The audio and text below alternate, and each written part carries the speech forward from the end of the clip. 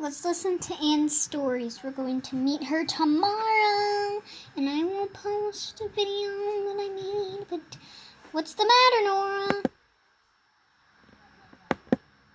Can you tell me about Anne? Where to start?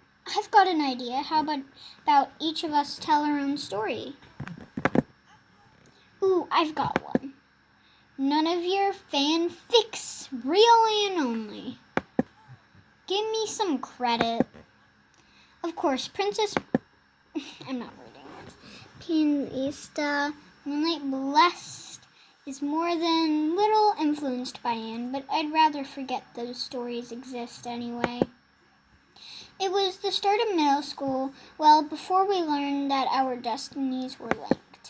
Of course, I'd heard about Anne von Blitzen, the girl who came to school in a private limo and whose wardrobe cost more than a purebred horse.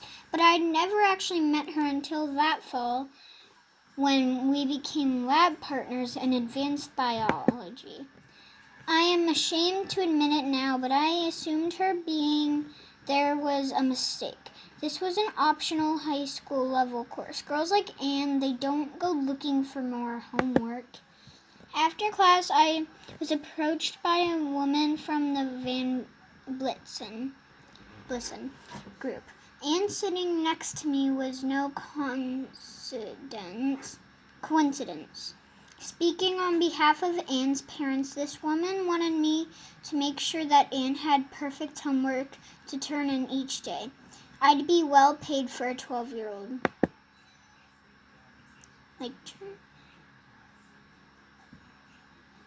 Like tutoring? That's what I assumed, naive as I was. But no, she wanted good old-fashioned cheating. It turned out both I and Anne's parents underestimated her.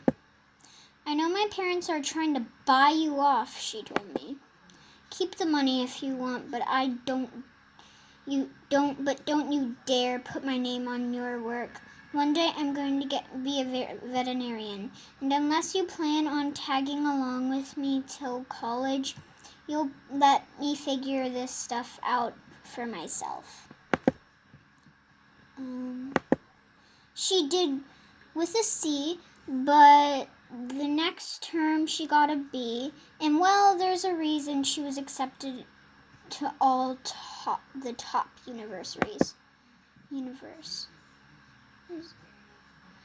Girls like Anne, there's no such thing. That's cool. I didn't know I'd actually read all that. And I'm also really close to level 19. Here we go. This was a couple years back when I transferred schools to study music. It was a rough time for me. After spending my first year on Jorvik bonding with you and the other soul riders, suddenly I was spending more time and more of my days in Jorvik City. And instead of daily rides with Starshine, I was lucky if I could get out for a hack a couple of times a month. Sorry, my friend. Anyway, it wasn't easy juggling music, riding, friendship, and the odd soul rider mission. I was the most alone I'd been since finding you all. But then I found out about the open mic night at that little cafe outside of Jarlheim where I could practice my songwriting and my best friends could come and watch. I remember me and Alex would go there every time you played. You were so brave, Lisa. Thanks, Linda.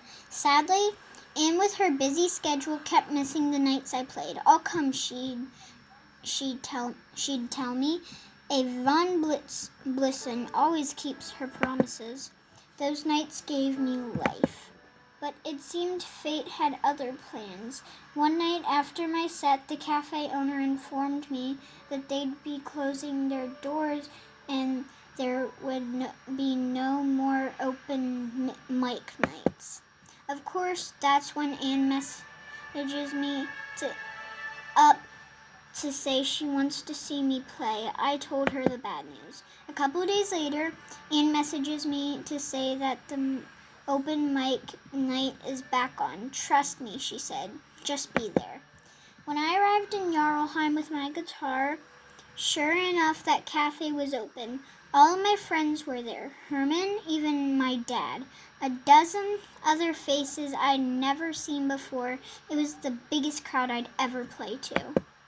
It turns out when Anne learned how much the cafe meant to me, she went into fundraiser mode and tapped all her mom's wealthy friends to raise funds to save the venue. Classic Anne. Shut up. We should totally go back to that cafe again when Anne's back. It's still there, right?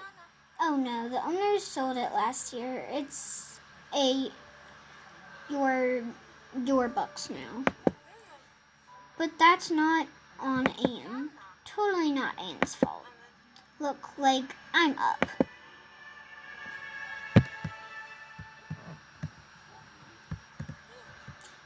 Anne, where to begin? I'm not gonna stand there, but on second thought, I've got nothing. Alex, please, you knew her longer than any of us. If you want to go back that far, I have plenty of stories about avoiding Anne, resenting Anne for everything she had that I could only dream of. Surely there's something you could share with Nora. Anne and I, we didn't have what you guys have. She was always writing to me to check my emotions and stick to the mission. She was worse than Elizabeth. Girl, Elizabeth isn't bad. Actually, she kind of is. Is, not was. Whatever. Before I found Tin Can and Fripp and everything else, I was trash. Nothing. I needed this. And she had everything. And then she shows up in my destiny, and right away Fripp makes her his favorite. Elizabeth grooms her to lead. It's like I became invisible again. That's not true, Alex. You know it's true. Fripp tutored her on how to use her powers safely. He warned her it was dangerous. Where was my help? Fripp sent me out before I was ready. I tried to keep the lightning striking true, but I nearly killed him. Alex, what are you? He was just a stupid boy bullying my brother, and I smote him like evil crossplay Zeus because I couldn't control myself. That kid would have died if Anne hadn't transported us to the ER. And she stayed with me while we waited for the boy's parents to come, not talking, just holding hands. The bully lived, so yay, Anne, I guess. Oh, Alex, why didn't you tell about us this before? Good. God, I miss her. That's going to be the end. It was just supposed to be storytellings about Anne. I will see you guys tomorrow when I save Anne.